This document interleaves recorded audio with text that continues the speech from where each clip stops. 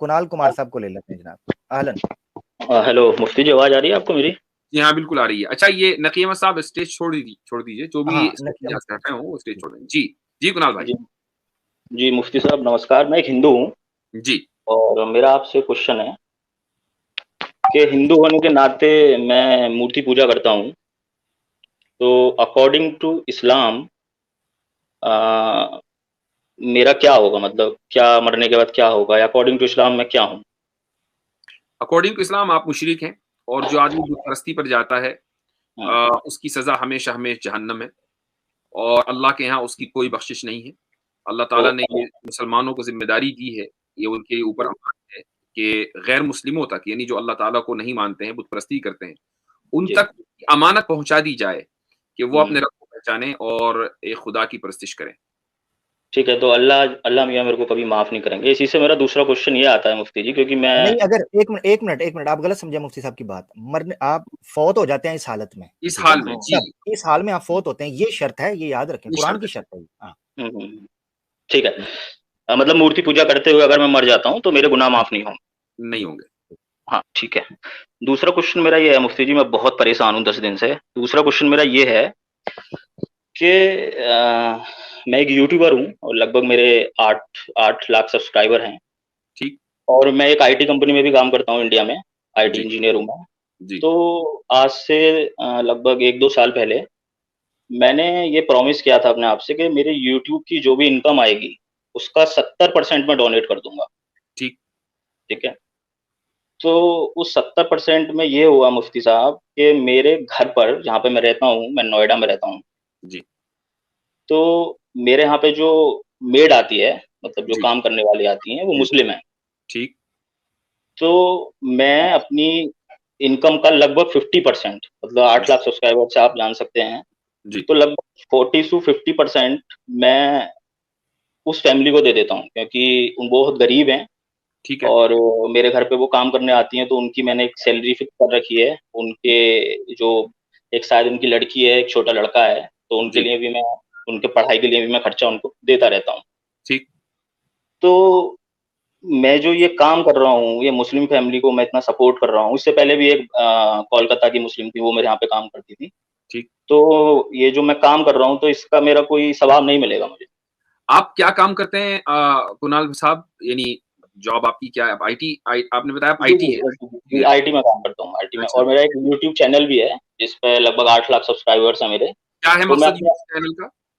YouTube channel, तो वो मेरा अपना पर्सनल है, बुक्स वगैरह का जो मैं पढ़ता हूँ। अच्छा, उसके जो लिए जी जी, जैसे बायोग्राफी हो गई। आपका जो लाइफ स्टाइल है, हाँ यानी हाँ। एक इंडिया के एतबार से आप मिडिल क्लास, अपर क्लास, यानी एक अच्छा लाइफ स्टाइल गुजार रहे हैं ना आप? जी, मेरे मम्मी पापा दोनों गवर्नमेंट टीचर हैं, मेरी भाभी भी गवर्नमेंट टीचर हैं, और मेरे बाबा जो थे वो भी गवर्नमेंट टीचर हैं। तो यानी आपको भगवान। आपको माशाल्लाह पैसे से कोई ऐसा मसला नहीं है, सेहत कोई मसला सेहत की कोई खराबी नहीं है, राइट? नहीं, नहीं, कोई खराबी नहीं।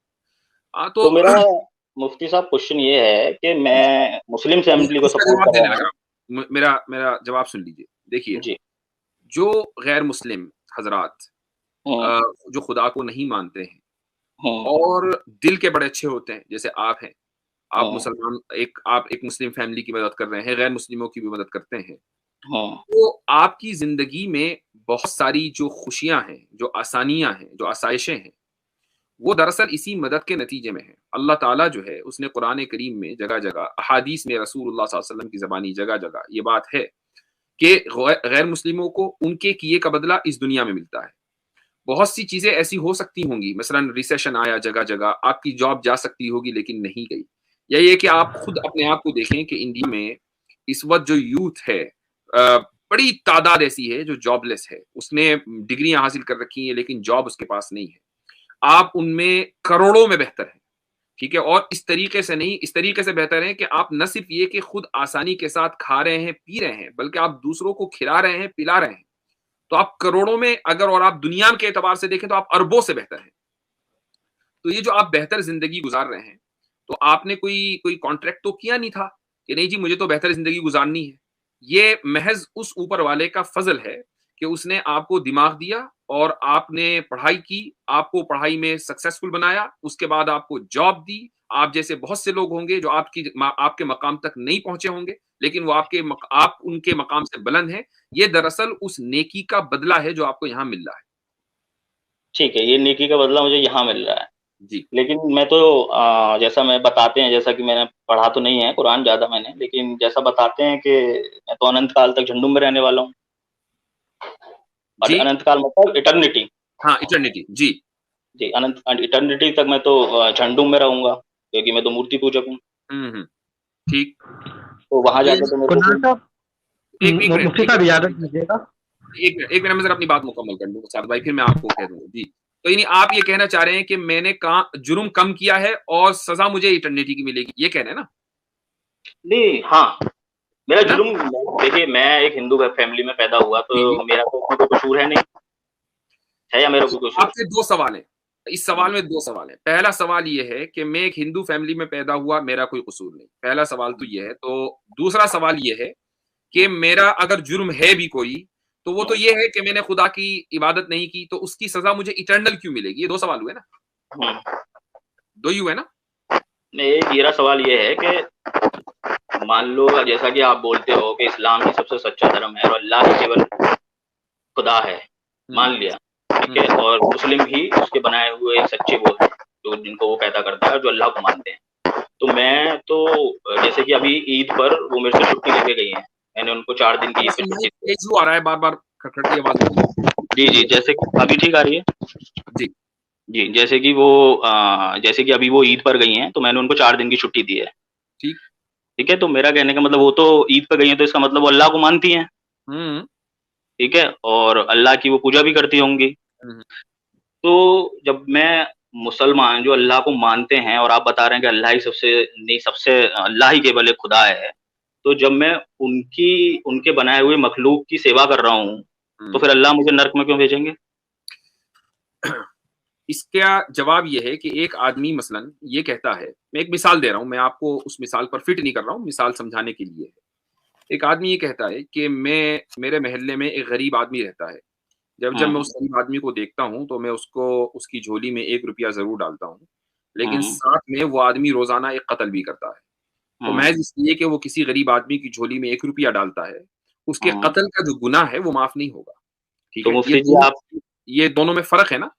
तो जी, इसी तरीके से एक आदमी अगर किसी मुसलमान की या गैर मुस्लिम की या किसी भी गरीब आदमी की, चाहे वो मज़हब से रिलेटेड हो या ना हो, उसकी मदद हुँ, करता है, तो ठीक है, अच्छा काम है। लेकिन साथ में खुदा जो उसका बनाने वाला है, कि जिसका सबसे हुँ, बड़ा हक उसके ऊपर है, कि उसकी हुँ। इबादत की जाए, उसकी वो हक तलफ़ी करता है, तो हक तलफ़ी का गुनाह तो उसको मिलेगा। उसकी सज़ा जी, भी जी। उसको मिलनी है। तो मुफ्ती जी आप मेरे जो मैं मूर्ति पूजा कर रहा हूँ, तो आप इस चीज़ को मैं ये क्या समझूँ कि आप कत्ल से जोड़ रहे हैं? नहीं, मैंने तो पहले ही कहा, तो मैं ये नहीं कह रहा हूँ कि मैं आपके ऊपर एक मिसाल दी है मैंने आपको समझाने के लिए। लेकिन इतना ज़रूर है कि जो शिर्क करता है और खुदा की इबादत नहीं करता है, शिर्क करने हुँ, को कुरान करीम ने सबसे बड़ा ऑपरेशन, सबसे बड़ा ज़ुल्म करार दिया। यानी कत्ल तो छोटा है, सबसे जी, बड़ा ज़ुल्म है। और ठीक। अब आपके मैं उस सवाल का जवाब देता हूँ कि एक आदमी जो इस हाल में मर जाता है, वो हुँ, इटर्निटी के लिए जहन्नम में क्यों जाएगा? उसकी वजह है, उसकी सिंपल वजह है। हुँ, देखिए, खुदा जो है वो लिमिटेड नहीं है, वो खुदा अनलिमिटेड है, उसका इल्म अनलिमिटेड है, उसकी हिकमत है, उसकी विज़डम, उसकी नॉलेज, उसकी कुदरत, हर चीज़ अनलिमिटेड है। जो जी, आदमी खुदा का इनकार करता है या खुदा के साथ शरीक ठहराता है, तो दरअसल वो उसके अनलिमिटेड एट्रिब्यूट्स का इनकार करता है। और हुँ, जब अनलिमिटेड एट्रिब्यूट्स का इनकार होगा, तो सज़ा भी फिर अनलिमिटेड नंबर ऑफ डेज़ के लिए मिलेगी। ये मुकम्मल फेयर। जी। तो वैसे मैं मेरे को मेरे जवाब कुणाल मिल गए भाई हैं। रही कुणाल बात भाई आप जैसे ये बोलिए, फरमा रहे बोलिए। हैं कि भाई मैं तो एक हिंदू फैमिली में पैदा हुआ, मेरा क्या कसूर है? बात बिल्कुल हुँ, ठीक है। लेकिन हुँ, आप देखें कि इस स्ट्रीम में बैठे हुए लोग जिनको आप मुसलमान समझ रहे हैं, उनके आबा व अजदाद कभी किसी ज़माने में, आज से 8 हुँ, नस्ल पहले, 10 नस्ल पहले हिंदू फैमिली में या क्रिश्चियन फैमिली में कहीं पैदा हुए होंगे और उन हुँ, तक की बात पहुँची और उन्होंने इस्लाम कबूल कर लिया। अब हुँ, आप मसलन मेरे तक पहुँचे हैं, आप इस स्ट्रीम तक पहुँचे, हमने कुरान की बात आपको बता दी, कुरान की कॉपीज़ मौजूद हैं, बिल्कुल एक हुक्म आपको दे दिया। अब ये हुँ, उज़्र आपका खत्म हो गया कि मैं महज़ एक हिंदू फैमिली में पैदा हुआ हूँ। आपके हुँ, पास और आप चूँकि पढ़े-लिखे आदमी हैं, इंटरनेट के ऊपर मौजूद हैं, तो आप बहुत आसानी के साथ कुरान करीम को पढ़ सकते हैं, समझ सकते हैं, ना कहीं समझ में आए हम तक पहुँच सकते हैं। उलमा मौजूद हैं, स्कॉलर्स मौजूद हैं, तो वो उज़्र आपके लिए नहीं है।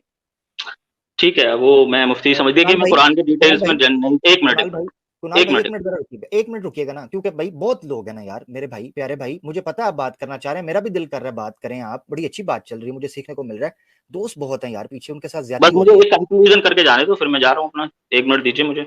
अच्छा, जेल ले लें जी। जी मुफ्ती जी, देखिए आपने मुझे सही बात बताई कि मैं जहन्नुम में जलूंगा क्योंकि मैं मूर्ति पूजक हूँ।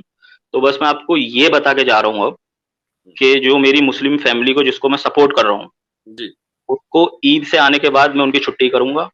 और जो जी आपने मुझे ये बताया है, ठीक, इसकी मैं क्लिप काट कर अपने नहीं यूट्यूब चैनल पे लगाऊंगा कि हिंदू बहुत कोई भी मदद ना करे, क्योंकि वो अल्लाह के द्वारा वो झंडुम में जलेगा। ये मैं अपने बहुत यूट्यूब चैनल पे लगाऊंगा। ठीक है, बहुत ठीक है धन्यवाद। शुक्रिया, बहुत कुणाल शुक्रिया। साहब, आपका एक आपका मिनट आपका कमेंट आ गया, बहुत जाने शुक्रिया। दें बस भाई, आमिर भाई एक बात ऐड यहाँ करना चाह रहा हूँ मैं।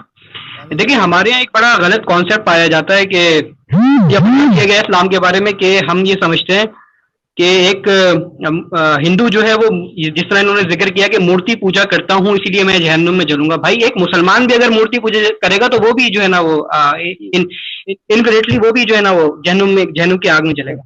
ये चीज जो है बड़ी मतलब मैं इससे मुख्तसर सी बात कर सकता हूँ, जाहिर सी बात है। जज़ाकल्लाह जबरदस्त। एक अच्छा चीज वो आमिर पहले भाई, मेरे ख्याल से एक चीज ये ऐड करना चाहूंगा कि हमारे जो भाई आए थे उन्होंने कहा हमारी वीडियो क्लिप अलग से डालेंगे, इसका तो अंदाजा मुझे पहले से ही था कि डालेंगे। अच्छा, इसीलिए तो मैंने सारी बात की है कि डालें, यानी डालें। अगर अच्छा हमें कोई चीज जी, छुपानी होती तो क्या हम यहाँ बैठकर वो बात कहते जो हमने कही है? हम तो चाहेंगे कि हमारा ये पैगाम एक एक हिंदू के घर तक पहुंचे कि खुदा की जो इबादत है वो उनके ऊपर जरूरी है और ये हमारी जिम्मेदारी है कि हम अपनी बात उन तक पहुंचाएं। तो हमारे जो कुणाल साहब आए थे, ये हमारे ऊपर एहसान करेंगे कि हमारी क्लिप अगर सारे हिंदुओं तक पहुंचाएं। बिल्कुल। रही बात कि वो मुसलमानों की अगर मदद करें, तो वो मुसलमानों की मदद अपने लिए करते हैं, यानी उनके अंदर एक चीज अच्छाई, अगर उनके अंदर उनके जमीर की अच्छाई थी इसलिए वो मदद करते हैं।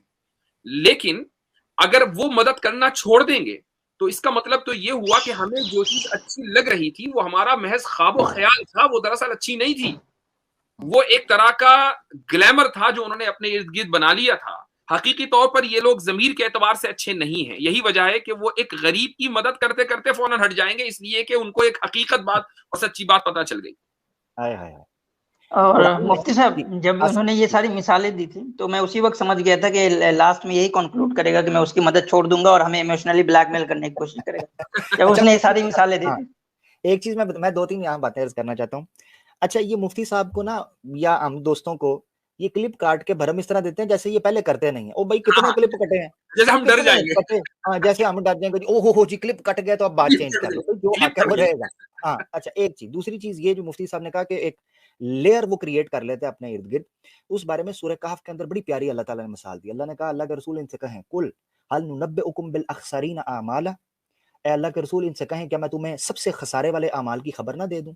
अल्लज़ीना ज़ल्ला सायुहुम फिल हयातिद दुनिया व हुम यहसबूना अन्नहुम युहसिनूना सुनआ। जी, कि अल्लाह कहेगा कि कल क़यामत के दिन इनके अमाल खसारे में इसलिए चले जाएंगे कि ये सोच ये रहे थे कि ये अच्छा काम कर रहे हैं, मगर कर असल में वो गलत काम रहे थे, उनको बेस नहीं पता थी। अच्छा ये तीसरी बात मैं ये करना चाहता हूँ कि आप जो यहाँ पहले तो ये कोशिश कीजिएगा कि आपके चैनल का जो 8 लाख सब्सक्राइबर का भरम आपने दिया, इधर लिंक भी कर दीजिएगा पब्लिक में, ताकि हम भी देख लें कौन सा क्लिप आपने काटना है मुफ्ती साहब का, हम भी देखें। एक चीज, तीसरी चीज ये मैं कहना चाहता हूं कि आप अंदाजा करें कि एक बंदा अपने जुर्म को इस वजह से जस्टिफाई कर रहा है कि वो उस घर में पैदा हुआ है। इस तरह तो हर चोर का बेटा अपनी चोरी को इसलिए करेगा जी मैं चोर का बेटा था। अच्छा मुझे ये बताएं कि दुनिया अकली तौर पर किस बंदे को सराहती है जो गरीब घर में पैदा होकर स्ट्रगल करके अमीर बने, या अमीर बाप का अमीर बेटा हो।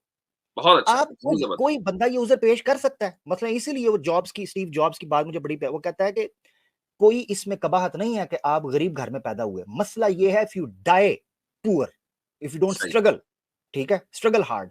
तो मसला ये है, ये उधर अल्लाह के सामने क्या, ये इंसानों के सामने नहीं चल सकता, तो अल्लाह तो फिर अली मुंबित जाते सुदूर है। बहुत शुक्रिया कि मैं जी इस घर में पैदा हूं।